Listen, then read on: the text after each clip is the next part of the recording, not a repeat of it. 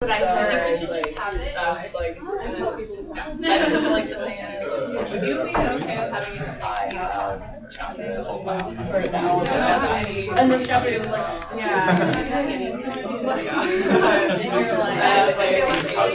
Okay, you guys. So you've got your fraction class due tomorrow. Any questions about that before we get going with today? Wait, wasn't that due Wednesday or right? Tomorrow at midnight. Okay. Today what I'd like to do is not actually write any code, but rather design a set class, which I started to talk about last time. A set class, these are objects that will represent sets of integers.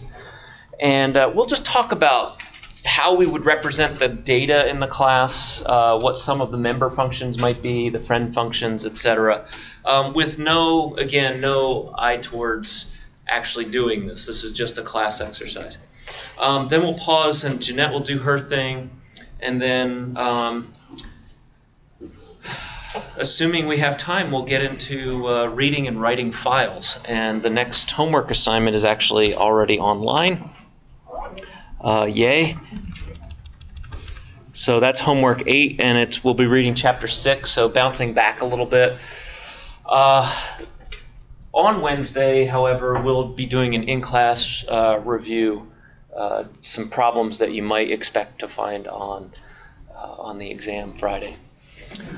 This homework 8 is searching pi, finding strings of digits in pi. Pi is an infinite non-repeating decimal value, and interestingly, you can pretty much prove that any string of integers of finite length, any string of positive integers of finite length, will be in there somewhere. So, for example, our zip code occurs at around the 7,000th digit. My phone number is not in the first million digits of pi, but in fact it is in the first 10 million digits of pi. So they're all in there. Every single number of finite length is in pi somewhere, if you go out there far enough. So that's something that you'll be exploring this is mostly after. So you take the exam on Friday, and then you'll run home that afternoon and write this program. All right. So a set class. We talked a little bit about this last time. A set, for example, might be 3, 4, 6, 8. And there are lots of things that we can do with sets. Let's talk about operations between sets.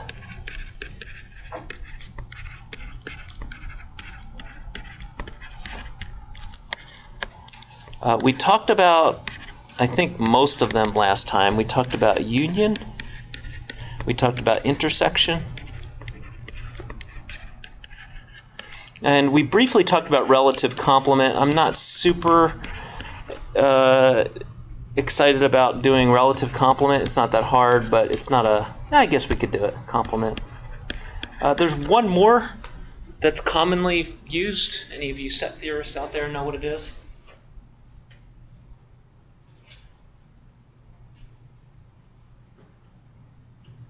In fact, I guess it could be, you could call it relative complement.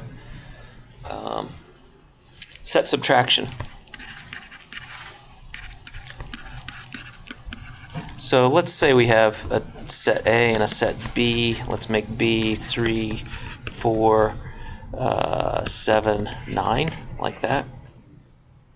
The union, A union B, is the collection of integers common to both, so 3 is in both.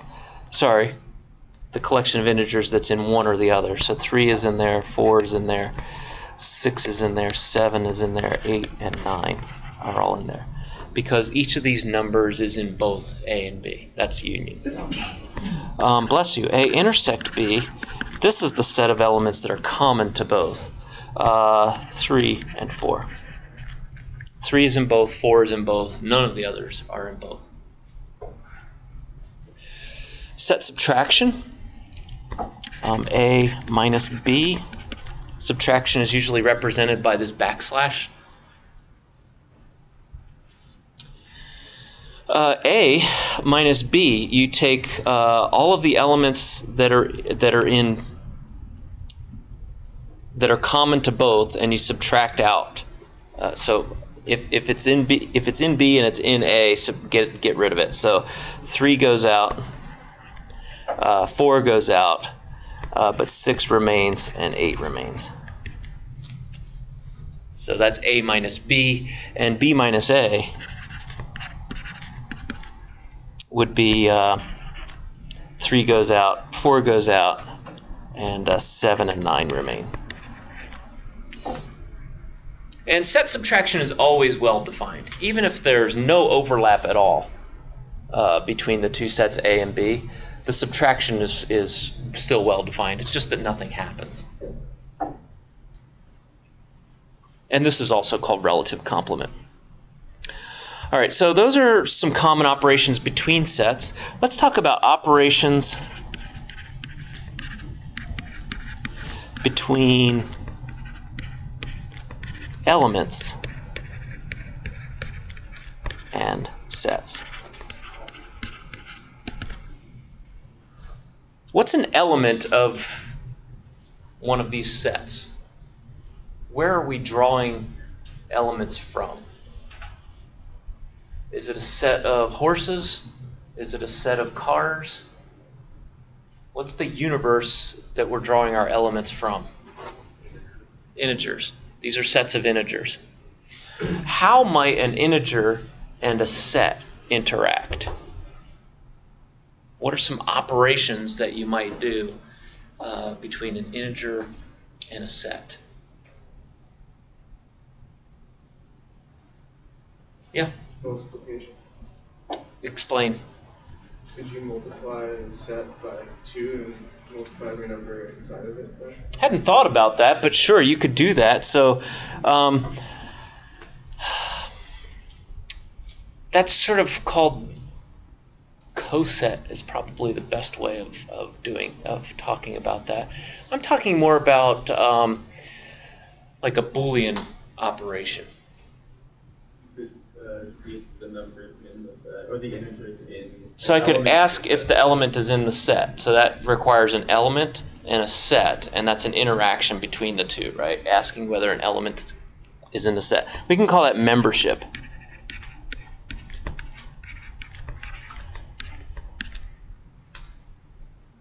What else might we do?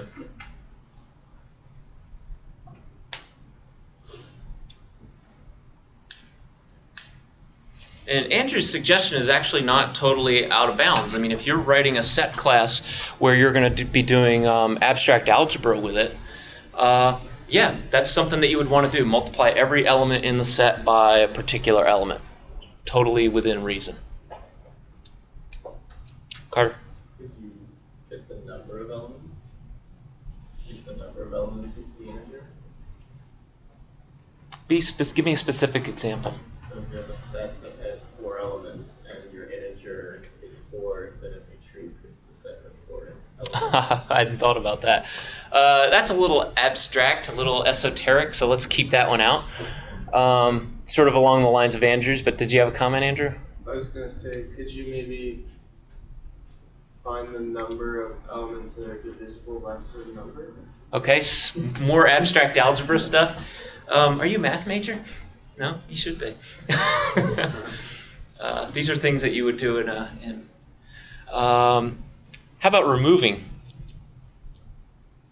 That's an operation between an element and a set. So removal. And complementary to removal. Insertion or addition.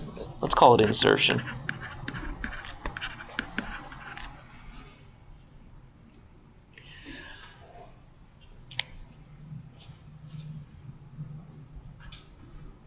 Can you think of anything else between elements and sets?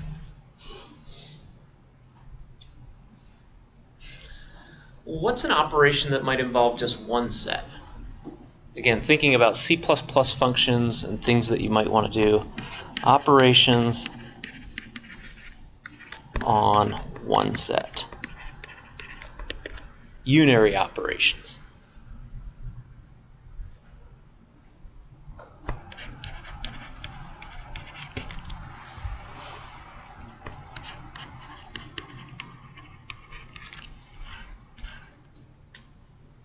Carter? Now you can do the number of elements. The size, sure.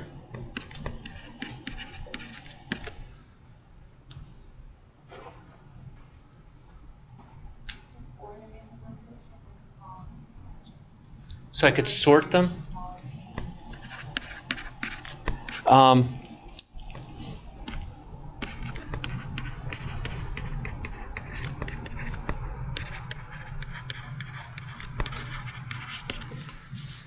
What else could you do to a single set? You have like a five certain number or sequence of numbers? I would say that's kind of up here.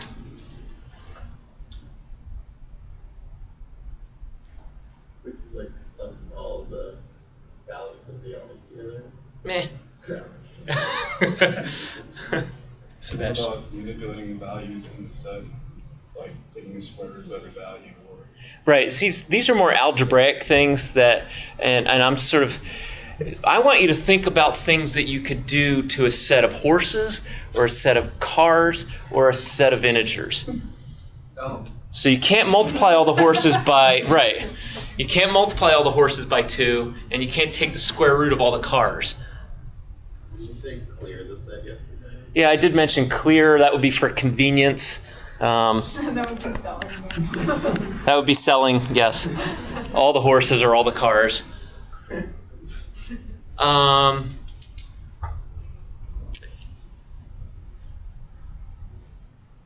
Okay, these are not exhaustive lists, and there are examples that people offered that I'm not going to throw into the list, and there are some examples that I think ought to be in some of these lists, but let's not get crazy. In fact, in particular, I'm thinking of some stuff up in here that we didn't talk about that might rightfully go in there, but they'll come up later.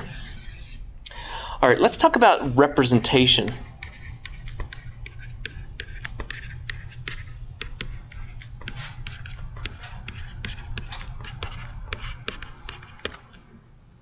This is a balance of what absolutely positively has to be there in order to faithfully represent the set, and what information might be useful to have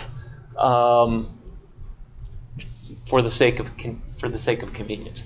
How do you think we should represent? What kinds of data types might be in the private section of a set class that would actually help us keep track of the information related to a particular set, Carter? Arrays and an array of integers.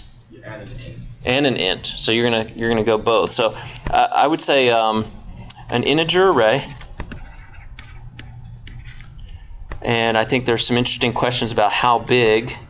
That's what the other int. And then an int, which you would call size, and that would how many elements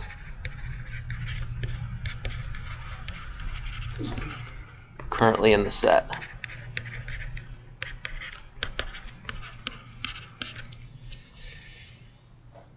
Okay. Anything else that might be convenient to throw in there? Sebastian? maybe something that keeps track of the original orderings, that you modify the ordering later.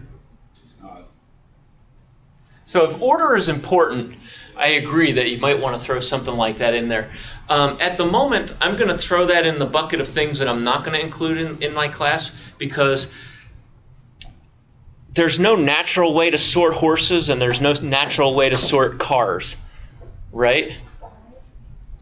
And so there is a natural way to sort the integers. And so I can see why people would be attracted to wanting to order the set. but there's not a natural way to sort horses. Doesn't mean you can't sort horses, right? You could make up some kind of list. I could ask Emily how she sorts horses, or cars. It doesn't mean you can't sort cars and say that, you know, by the number of passengers, for example, or something like that. But there's not a natural ordering on those objects. So I'm going to keep order out of this class. It doesn't mean that you might not want to throw it into a particular set class, but I'm going to keep this general.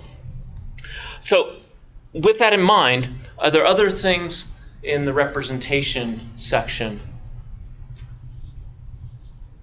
We can only have so many elements in our set, right? Why? I was just thinking if we wanted it to nicely like appear on the screen, we would want it to like. Okay, so where are you headed with that? I'm headed like maybe we can't have more equipment, like 80 characters to work with. Like we want to be able to print out our set and have it look nice. Is printing one of these sets something? Maybe not. Because they can still kind of exist in a very real way, and we can still test membership and do intersections and so forth, and not actually have to see them explicitly. But size is actually important here. How is size an issue here? And I'm thinking in particular with respect to the syntax of declaring arrays. Carter? Could you get the same number that caused problems? Same number. Ah. If you get 2 twos. Let's talk about the conditions of the class.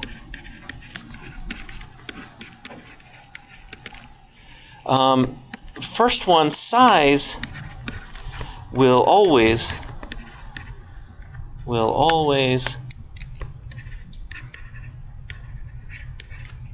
have the number of elements in the set.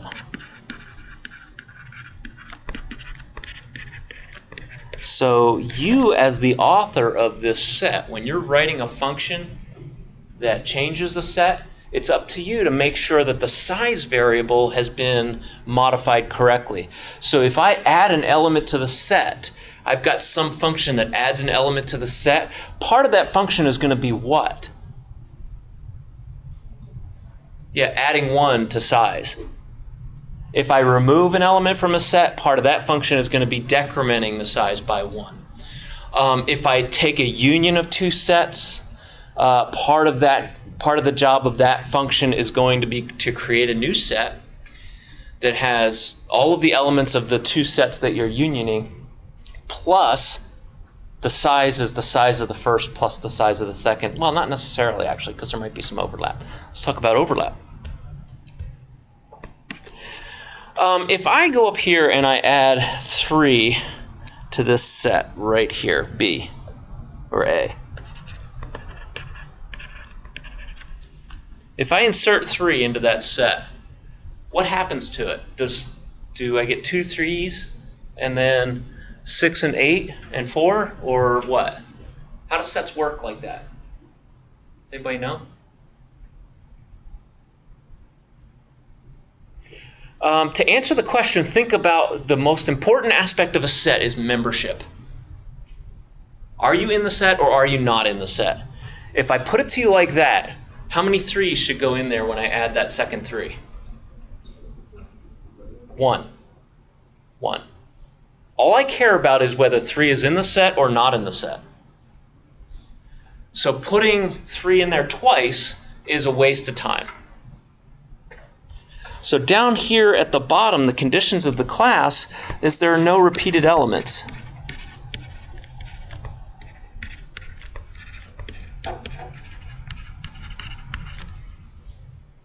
No repeated elements.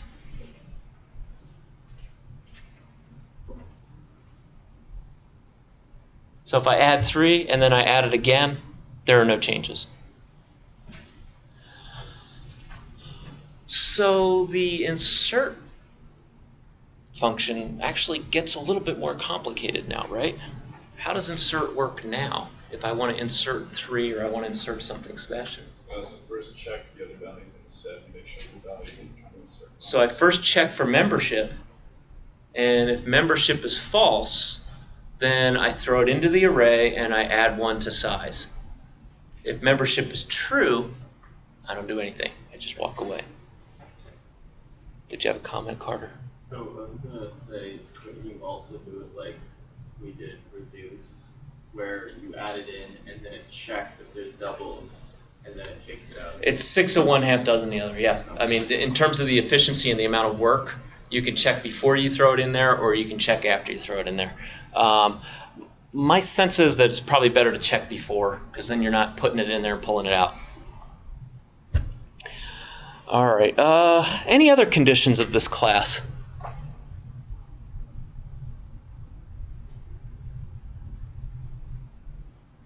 So these are things that are always true for the objects in your class. There are no repeated elements, and the size always has the number of elements in the set. Is there anything else that should always be true about the data representing this set? Yeah. Doesn't the size have to be non? Well, the way I've defined size, it will be non-negative. That does suggest what the data type of size should be, though. It should be an unsigned.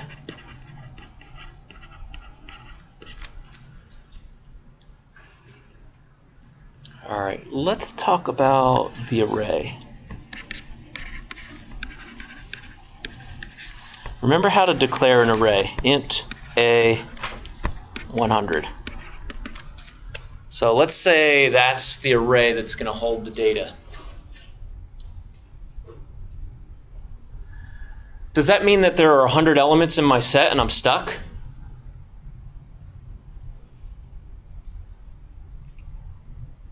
How do we use this array? So let's say that we have this object. It's a brand new object, set object, and it's empty. So what's the size variable going to be? What's the constructor going to do to the size variable for an empty set? It's going to be 0, right? Because there are how many elements in the set? 0. What's going to be in the array A100 at the beginning? Not even. I don't care. So we will use only 0 up to size minus 1 elements are meaningful.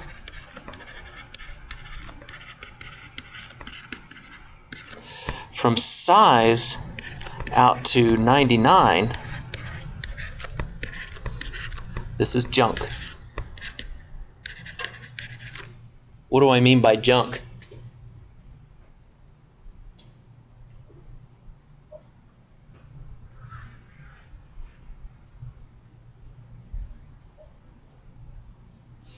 They're not elements of the array or the set. There's stuff in there, right? We don't know what it is because this is an uninitialized array. We're not even going to take the time to go through and initialize it because that would be a waste of time. There's stuff in there, but it's not meaningful.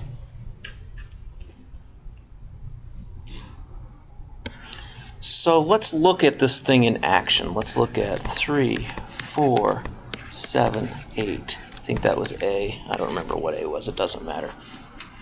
Let's say we're going to build this set. So the first element would be 3. Now you want to add 4 to it. So where should I put 4? Well, what should I do? What's the process? So I've got a 4 and I want to put it into the set. What's the first thing I do? See if it's already in there, right? See if it's already in there. How do I figure out whether it's already in there?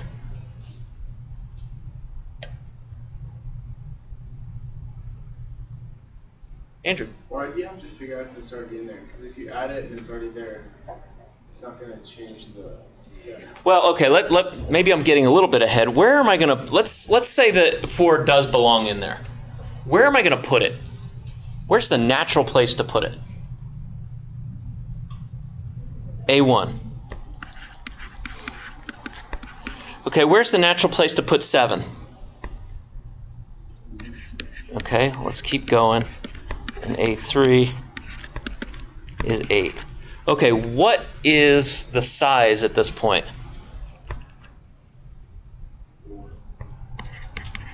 So size starts out at 1, 2, 3, 4. What's this index right here?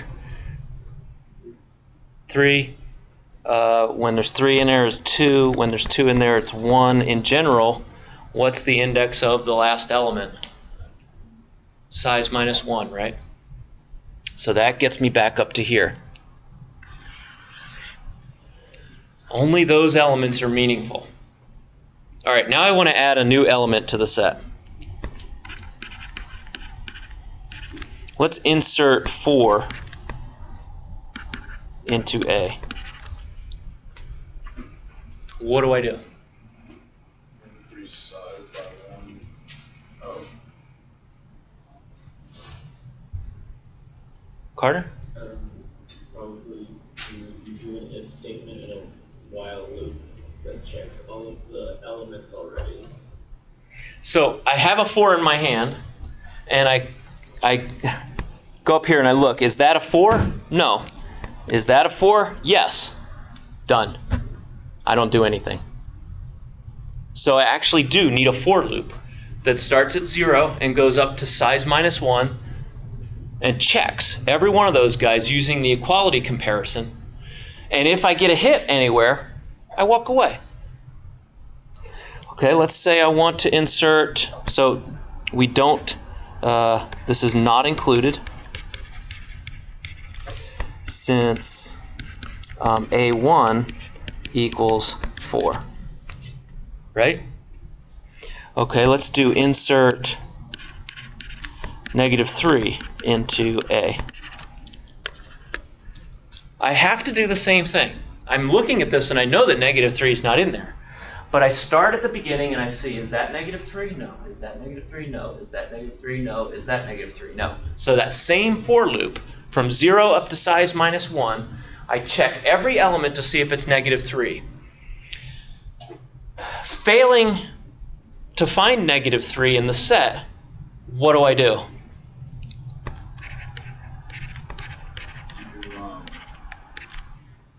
Write in all the if-else statement. There's value of the image that you're trying to insert to the values that are in the set. Right, so we're done now. We know it has to go in. Yeah. How do I put it in? Do A size equals -3 size equals okay.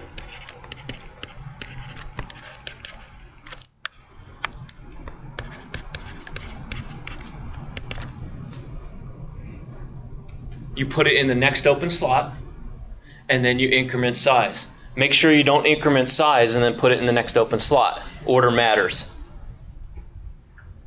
How do we know size in the first place? So you're saying that you go up to size minus 1? How do we know size in the first place? It's a condition of the class. So you, as the author of the class, you have to make sure that you're keeping these conditions at all times. So the constructor builds an empty set. What's the size of an empty set? 0. Now you add something in there, and it's going to work. Every time you add something in there, you increase size by 1. Every time you remove something, you decrease size. What if you were to increase size before saying a size? So if I switch those two guys, Yeah. if I switch those two guys, what I get is junk in A4 and then -3 in A5. And that's bad, because now I've introduced some junk into my set that I didn't want. Okay, how about removing? This is harder.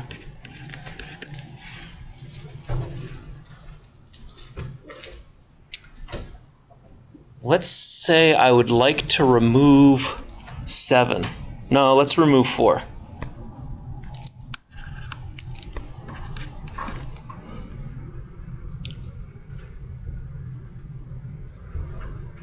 How's that going to work?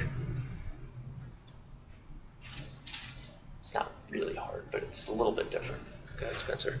Don't you have to take 4 out and then move move 8, 2 equals 7 to become A1 equals 7? Okay, so I start up this while loop, or this for loop.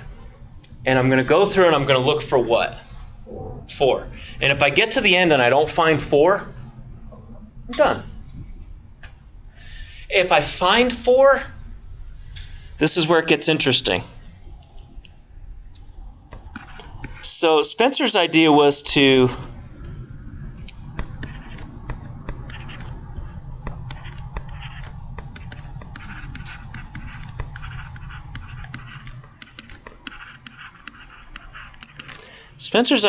get rid of this guy and then move this guy up, and then do size minus minus. Right? That'll do it. But I'm doing too much work. Sebastian. Try the wild but just something that sets the previous value equal to the next value, and then Which is kind of what he's saying by sliding all those guys up. I'm saying that's too much work.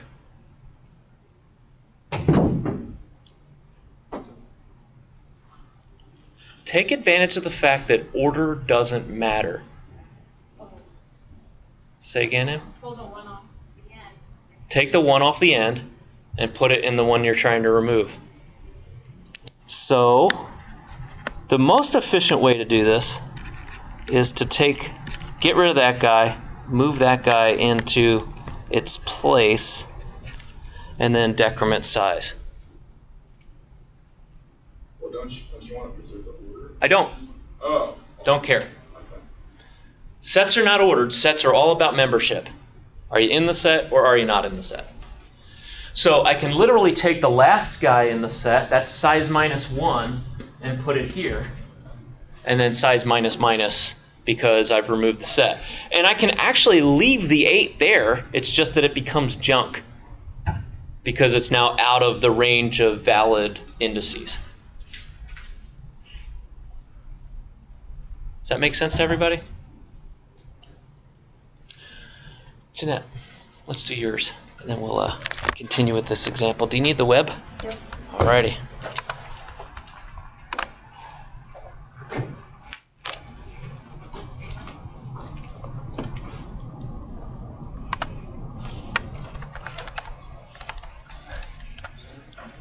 Let me know when you're ready. Okay.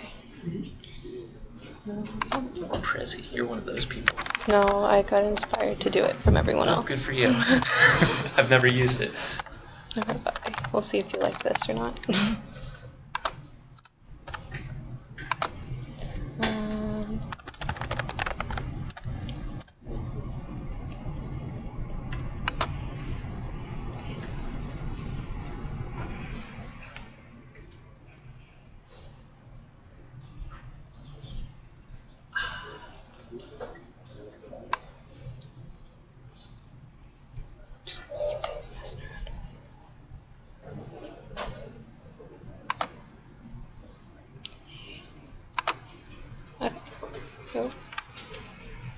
Okay, so my question was, what is technological unemployment?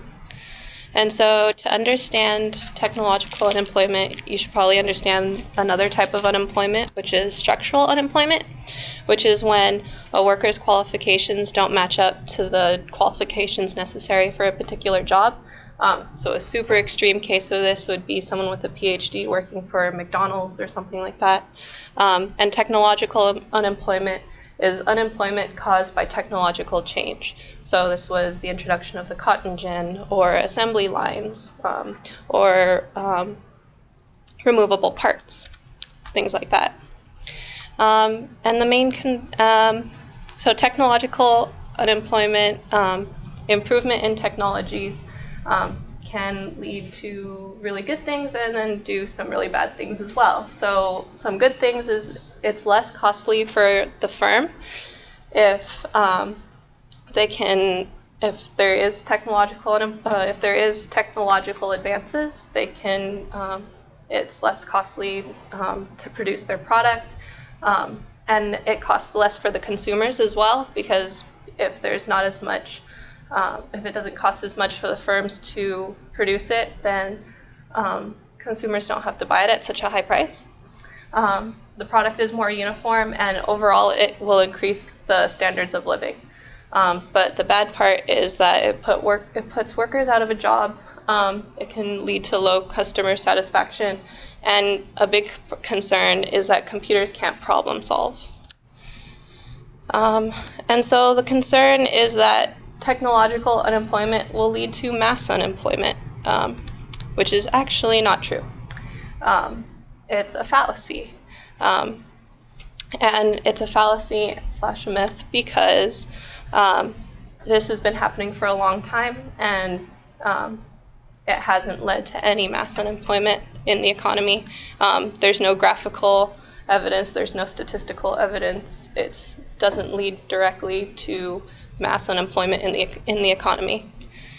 But that being said, it could theoretically happen if there aren't enough new businesses to bring new jobs into the economy, to offset the number that robots and stuff will take away from people's jobs. So, yeah, does that make sense? Do you guys have questions? Is there any evidence that this might be happening? Not that I saw. I mean, it's all theory. A lot of it is a lot of theory, like, oh, there aren't enough new businesses to offset the numbers, but really you don't know that until 10 years down the line if there are enough new businesses. So. Any questions?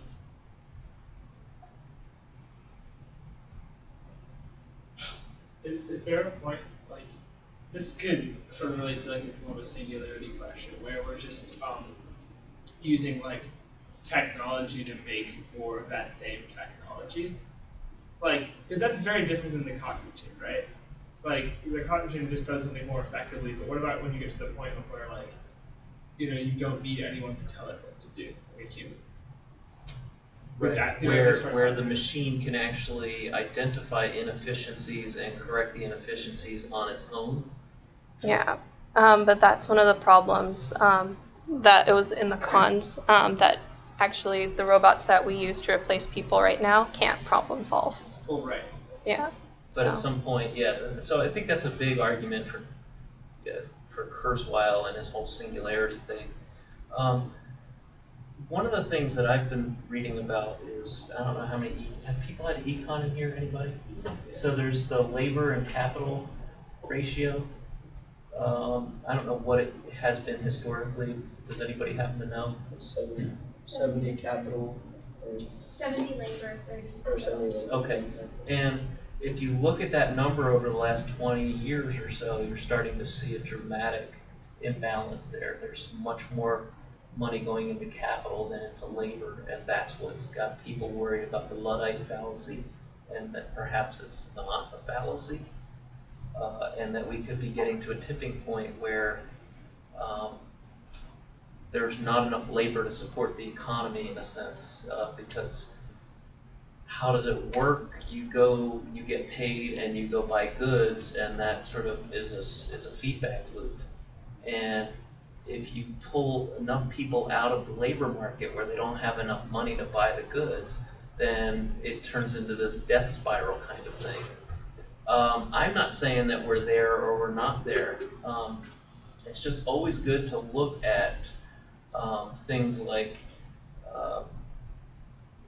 the Luddite fallacy. It's called a fallacy, and people don't really question that it's true or it's not true. People just accept that technology is a good thing and that free trade is a good thing.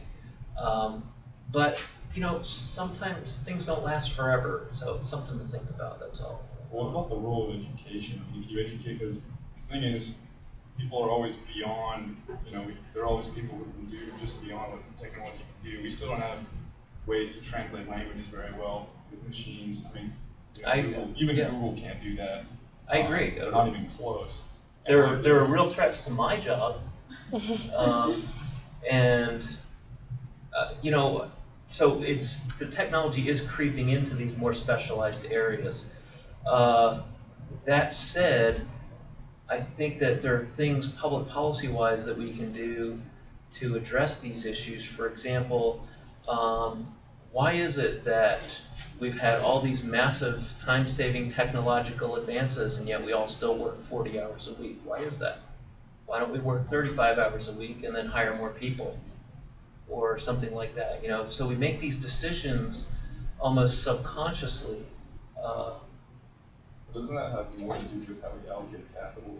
It does, right? Because if suddenly the United States says, okay, everybody's got a 35-hour work week, then Germany's going to keep working 40, 45 hours a week, and they're going to kick our asses all up and down the street, right? So that kind of decision has to, in a global marketplace, has to happen globally. It's a really tough problem. It's a tough problem. But I feel like we're not we're not really reaping the benefits of technology fully in vis-a-vis leisure time and that sort of thing. That's just me. I enjoy my job, don't get me wrong. I probably would still work the same amount every week, but anyway, thanks for that.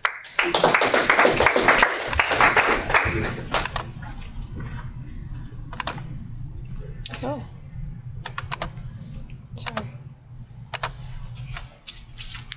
Okay. Let's just finish off this set example, and then we'll talk about files next time.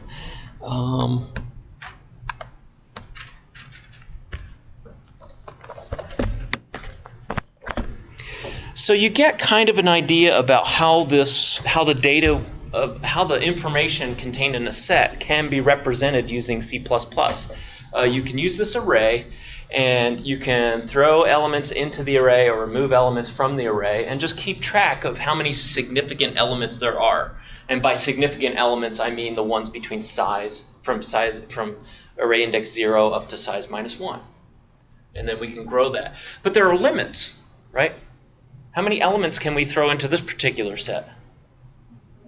100. And what happens with element 101? The algorithms I've been describing to you so far, this whole thing crashes. It won't work. I'm not going to teach you in this class how to deal with that particular problem, but you should already have a hint that that's a solved problem. And how do you know that that's a solved problem? We've played around a little bit with strings. Right? What's a string? It's an ordered sequence of characters in an array. And you haven't run into anything that shows you that there's a limit to how many characters you can put into that string. And in fact, there isn't. The only limit is how much memory you have in your computer. And what happens is when you get to that 101st element, what you can do is you can create a new array that's bigger, copy the old array into the new array, and move on. And that's what's called dynamic memory allocation. We won't talk about it in here, but it's there, and it's in our textbook. So it's a solved problem. If you ever find yourself in a computer science situation where you're running into this, it's a completely solved problem, and the thing that you want to read about is dynamic memory allocation. But we won't do it in here. All right, let's get into some specifics. Let's talk about the class interface. That's what our author calls the .h file. So we would call this, say, set.h. And let's see about some public stuff. I mean, we already have a good idea of what the private section is going to look like. Let me just get that out of the way. So the private section is going to be something like int a 100, and then unsigned int size. Okay, let's talk about public. The first thing that occurs in the public section is typically what? Constructor. Let's talk about the default constructor.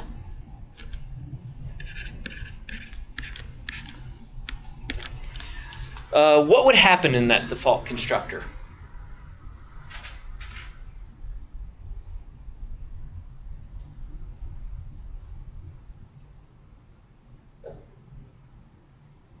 Size equals 0. That's it.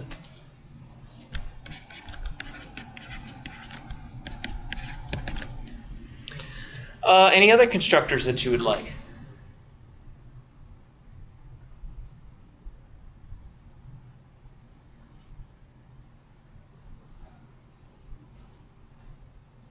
I can think of maybe one or two. Here's one.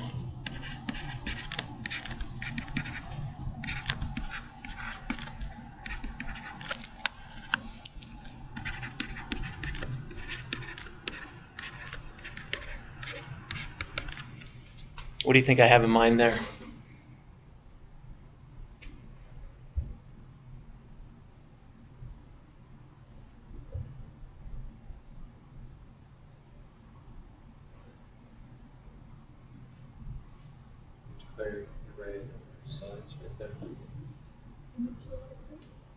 Initialize it to what? Whatever's in this array and this size.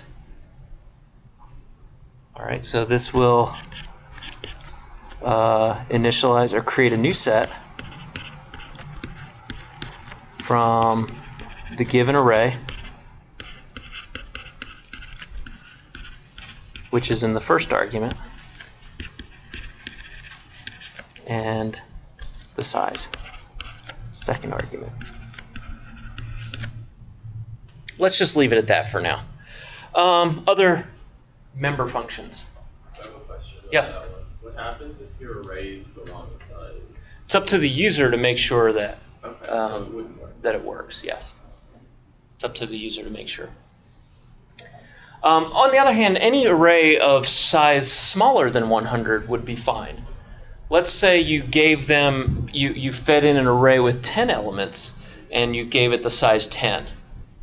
Then you would take the indices from 0 to 9 and copy them into the object array and set the size equal to size, and you'd be done. No problem. You just can't have a bigger array in there. Other member functions. Yeah. Oh, are you done with the If you have another constructor idea, I'd be happy I was just going to say just a size. And then all the base. Oh, just kidding. That doesn't work. Okay, other member functions.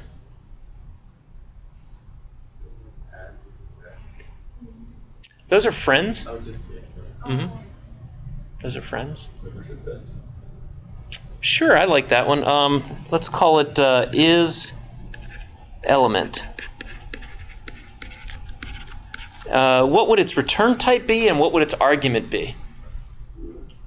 Return type would be bool. Argument, int. And then how would you use this? You would do something like a.isElement n. And it would check and see whether n is an element of the set. And if it is, it'll return true. And if it's not, it'll return false. Anything else like that?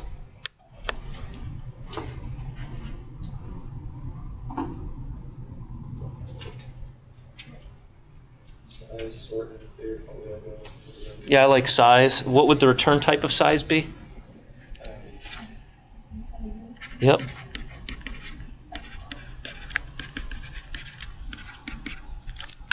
Arguments to size?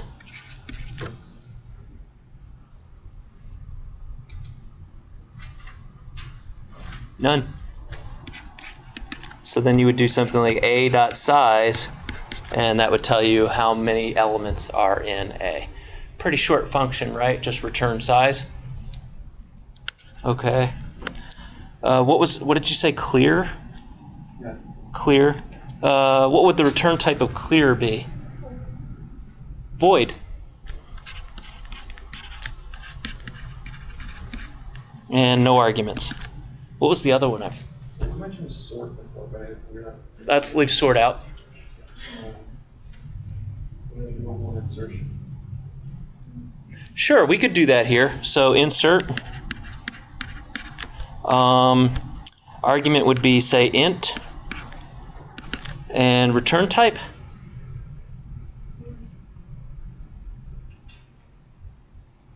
There is actually a useful return type, if you think about it.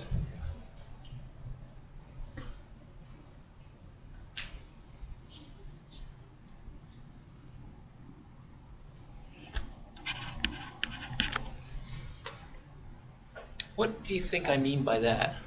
Yeah. Is it so that you know whether you actually put something in? Exactly. Yeah. If it returns true, it actually did put it into the set. If it returns false, it didn't put it into the set. And there are two reasons it might not put it into the set. What are they? It's already in there. That's too big. Or it's full. Both of those are useful things to know. You might even want to actually get more specific and add an extra argument to tell you why it didn't insert it. There's remove. And I think I'm just going to let you go now, but you get the idea. So you talk about these objects philosophically, the properties that you want them to have, and then you go through and you build the class interface based on that discussion. And you rarely get it right the first time. You go through and you start writing in class and you say, hey, I should have this or I should not have that. Okay, Wednesday we'll do a review. Until then, enjoy the weather.